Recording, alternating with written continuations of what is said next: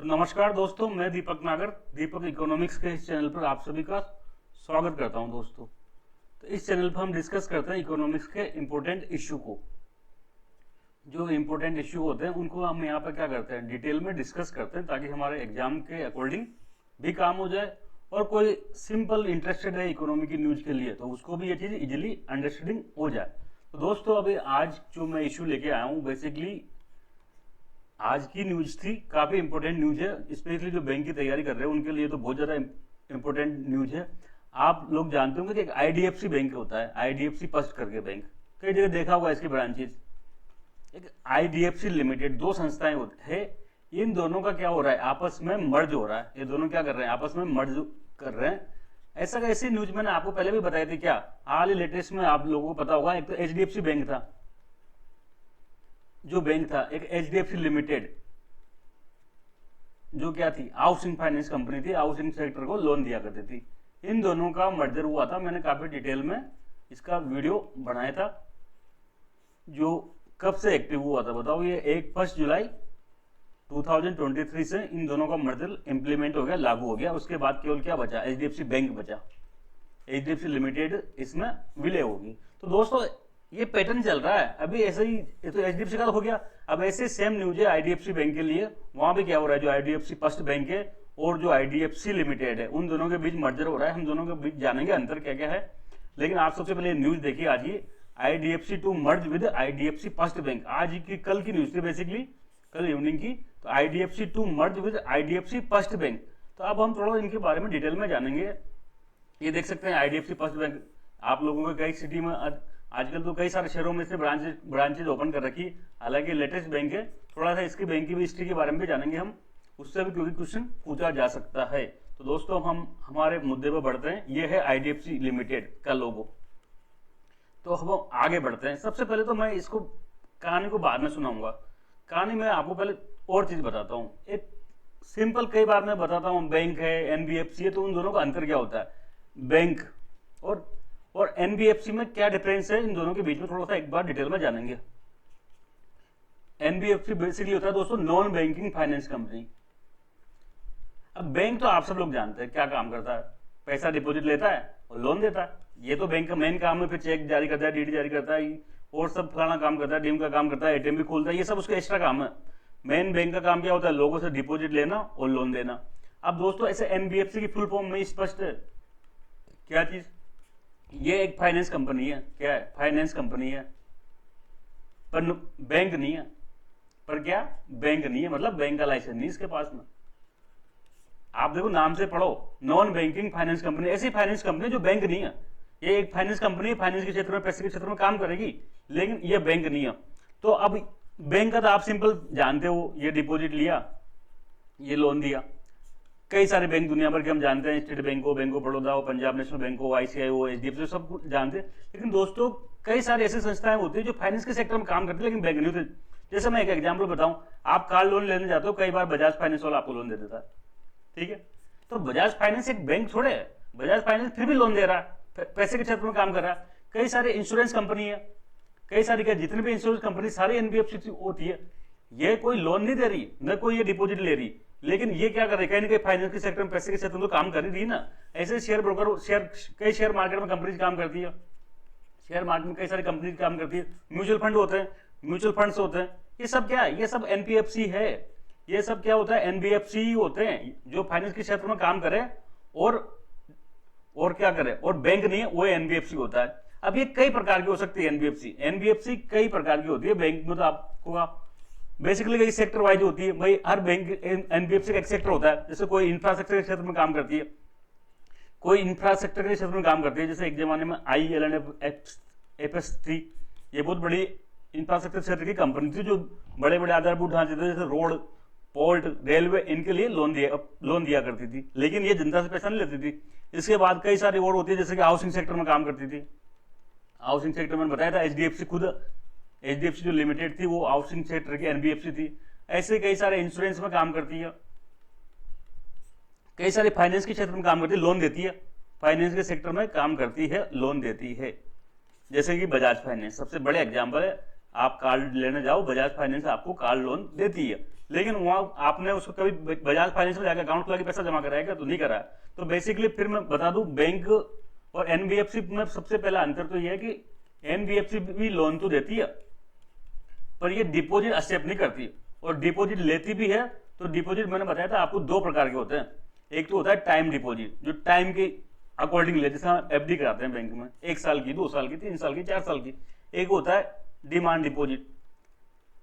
ये डिपॉजिट ऐसी होती है जब हम डिमांड जब मर्जी पड़ जाए निकाल सकते हैं। जैसे कि हमारा सेविंग अकाउंट होता है, सेविंग अकाउंट अपन खोलते हैं, हमारे पास एटीएम है, जब 24 घंटे जब मन चाहे एटीएम में जाके एटीएम कार्ड घुसेड़ा और पैसा निकाल लिया, कोई दिक्कत नहीं है। बैंक में भी जब मर्जी पड़ा जाए तब पैसा निकाले। लेकिन एफडी तो 4 साल के लिए, 5 साल के लिए होती है, ऐसे बीच में नहीं निकाल सकते।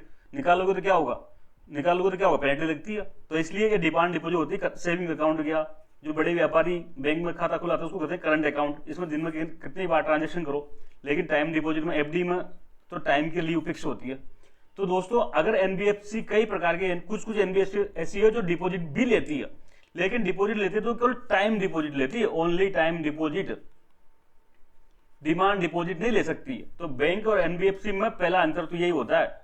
क्या होता है, बैंक होता है ना, वो सभी प्रकार के डिपॉजिट लेता है, all type of deposit accept, सभी प्रकार के, चाहे डिमांड डिपॉजिट हो चाहे वो टाइम डिपॉजिट हो। ये दोस्तों एनबीएफसी डिपॉजिट नहीं लेती, अधिकांश एनबीएफसी डिपॉजिट नहीं लेती, कुछ लेती है तो कम, वो केवल टाइम डिपॉजिट लेती है, ओनली टाइम डिपॉजिट एक्सेप्ट, केवल टाइम डिपॉजिट ही एक्सेप्ट करती है। ये डिमांड डिपॉजिट एक्सेप्ट नहीं लेती। इसकी खास पहचान है एनबीएफसी की, कि NBFC can't take demand deposit, NBFC demand deposit current account, saving account नहीं खोल सकते।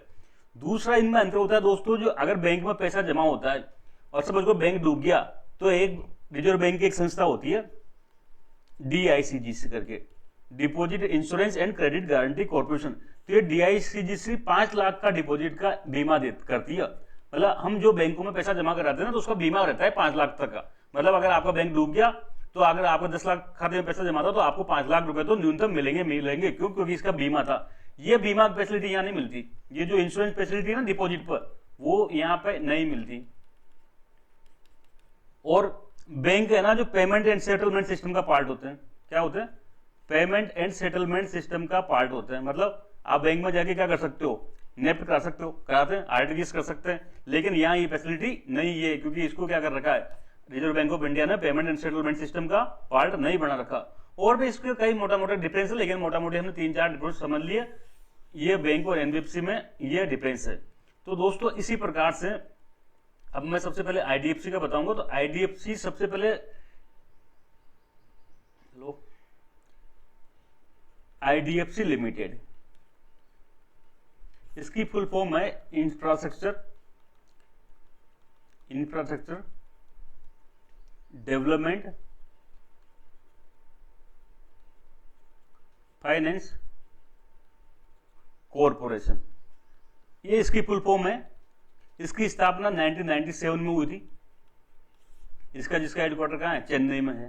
थोड़ा सा इनकी डिटेल याद रखना, एग्जाम में पूछ सकते हैं कि भाई आईडीएफसी लिमिटेड क्या है। बेसिकली एक एनबीएफसी है। अब समझिए ना एनबीएफसी का मतलब, ये फाइनेंस के सेक्टर में काम करेगी, ये लोन देगी, लेकिन क्या करेगी, डिमांड डिपॉजिट एक्सेप्ट नहीं करेगी। इसकी स्थापना 1997 में की गई थी चेन्नई में। इसका काम क्या था? काम देखो उसके नाम से स्पष्ट है। ये क्या करेगी? ये इंफ्रास्ट्रक्चर डेवलपमेंट। देखो जो बड़े बड़े प्रोजेक्ट होते हैं आधारभूत ढांचे के विकास के लिए, जैसे कि पोर्ट, जैसे कि रेलवे, जैसे कि रोड, ऐसे बड़े बड़े जो आधारभूत ढांचे का विकास परियोजनाएं होते हैं, उसके लिए क्या करता है? ये फाइनेंस का या लोन देने का काम करता है। फाइनेंस या लोन देने का काम करता है। तो ये 1997 से ही काम कर रही थी। काफी अच्छा नाम है आईडीएफसी बैंक। आईडीएफसी जो ये लिमिटेड है, इसका भारत के जो इंफ्रास्ट्रक्चर डेवलपमेंट में काफी बड़ा योगदान है। इसने काफी ज्यादा विकास कार्यों में के लिए लोन अवेलेबल कराया है। ठीक है, तो ये आईडीएफसी तो चलता रहा। बाद में क्या किया, आप लोगों को पता होगा 2015 में आरबीआई ने फॉर्म निकाले थे। इसमें बेसिकली 14 में निकाले थे, 2014 में आरबीआई ने लाइसेंस निकाल के लिए अप्लाई फॉर्म मांगे थे कि भाई जो भी नया प्राइवेट बैंक खोलना चाहता है ना, वो इसके लिए क्या करो, अप्लाई कर सकते हो। तो उस टाइम पर कई सारे लोगों ने अप्लाई किया था, जिसमें से आरबीआई ने 2015 में 2 बैंकों को लाइसेंस दिया था। 2 प्राइवेट बैंक खोलने की अनुमति दी थी, खोलने के लिए लाइसेंस मांगा था। तो एक तो ये आईडीएफसी जो लिमिटेड है, इसने भी अप्लाई किया था कि भाई हमको भी क्या करो, बैंक खोलने की परमिशन दो।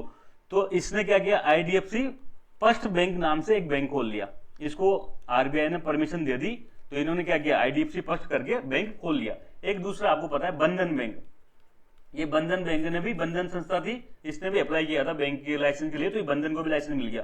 तो अब दो संस्थाएं होगी आईडीएफसी की। आईडीएफसी की क्या होगी, दो संस्थाएं होगी। एक तो आईडीएफसी जो लिमिटेड थी, जो इसकी ओरिजिनल, ये क्या कहते हैं, जो मैटरनल या पैटर्नल, जो उसकी मूल कंपनी थी, क्या थी, मूल कंपनी थी आईडीएफसी लिमिटेड, जो एनबीएफसी थी, ठीक है। इसकी स्थापना 1997 में हुई थी। बाद में इसने अलग से एक कंपनी बना के उसका क्या करा, बैंक का लाइसेंस ले लिया, जिसको कहा हमने आईडीएफसी फर्स्ट बैंक, ठीक है। बात इसको ये बात है 2015 की। अब ये चलता रहा, लगभग 8 साल हो गए। तो अब इनके दिमाग में आएगी भाई ये आईडीएफसी भी लोन देने का काम करती है, बैंक भी लोन देने का काम करता है, तो दो संस्थाएं क्यों चलाई जाए। तो ये जो ओरिजिनल कंपनी थी ना, मूल कंपनी, इसका मर्जर किया जाए आईडीएफसी बैंक में। इसको दोस्तों रिवर्स मर्जर कहते हैं, रिवर्स मर्जर कहते हैं। रिवर्स मर्जर क्यों कहते हैं, क्योंकि ये तो बड़ी कंपनी थी, आईडीएफसी लिमिटेड मूल कंपनी थी, मां थी, ये बेटा था, ये तो कायदे से बेटे का मर्जर मामला होना चाहिए था, लेकिन उल्टा हो रहा है। ये जो मेन कंपनी है ना, इसका मर्जर किसमें हो रहा है, एक छोटे बैंक में हो रहा है। और दोनों को मर्ज होने के बाद क्या बचेगा, दोनों के मर्ज होने के बाद बचेगा आईडीएफसी फर्स्ट बैंक। मतलब आईडीएफसी जो लिमिटेड एनबीएफसी थी, वो एग्जिस्ट में नहीं रहेगी, उसका अस्तित्व समाप्त हो जाएगा। यही हमारी न्यूज थी। अभी कल क्या हुआ, कल जो 3 जुलाई थी, बेसिकली न्यूज क्यों आई, क्योंकि अब देखो इसको मर्जर के लिए दोनों को परमिशन लेनी पड़ेगी अपने अपने बोर्ड से। आईडीएफसी लिमिटेड अपने जो उसके बॉस होंगे उससे परमिशन लेगा, और आईडीएफसी फर्स्ट बैंक अपने उससे परमिशन लेगा। तो कल इन्होंने क्या किया, इनके बोर्ड ने परमिशन दे दी कि मर्जर के लिए आगे बढ़ा जाए। तो हम अब देख लेते हैं इसको। आईडीएफसी लिमिटेड न्यूज देख सकते हैं आप, IDFC first Bank to merge with IDFC limited infrastructure development finance corporation. Basically 1997 में इसकी स्थापना हुई थी। ऑब्जेक्टिव था देश में इंफ्रास्ट्रक्चर को बढ़ावा देने के लिए क्या करना चाहिए, लोन की व्यवस्था करनी पड़ेगी। तो इसके लिए आईडीएफसी की स्थापना की गई थी, जिसका हेडक्वार्टर चेन्नई में था। इंफ्रास्ट्रक्चर लेंडिंग कंपनी थी, एनबीएफसी है बेसिकली है। फिर इसी कंपनी ने क्या किया, 2015 में एक आरबीआई से लाइसेंस लेके बैंक की स्थापना करी, जिसको कहते हैं IDFC first bank. IDFC first bank 2015 से इसने काम करना शुरू किया। प्राइवेट सेक्टर का बैंक है ये, जिसको हेडक्वार्टर कहाँ है, मुंबई में। तो ये हेडक्वार्टर याद रखना दोस्तों, आईडीएफसी फर्स्ट बैंक का हेडक्वार्टर पूछा जा सकता है कि कहाँ पे, मुंबई में। 2023 में इसके मर्जर की घोषणा की गई थी। ये आईडीएफसी लिमिटेड का मर्जर आईडीएफसी बैंक में होगा, और बचेगा क्या, आईडीएफसी बैंक बचेगा। जो आईडीएफसी बैंक बच जाएगा, ये एनबीएफसी समाप्त हो जाएगी। तो दोस्तों ये न्यूज हमारी यही समाप्त होती है। अब हम जल्द मिलेंगे नेक्स्ट लेक्चर के साथ में, नेक्स्ट मुद्दे के साथ में। तब तक के लिए थैंक यू, जय हिंद।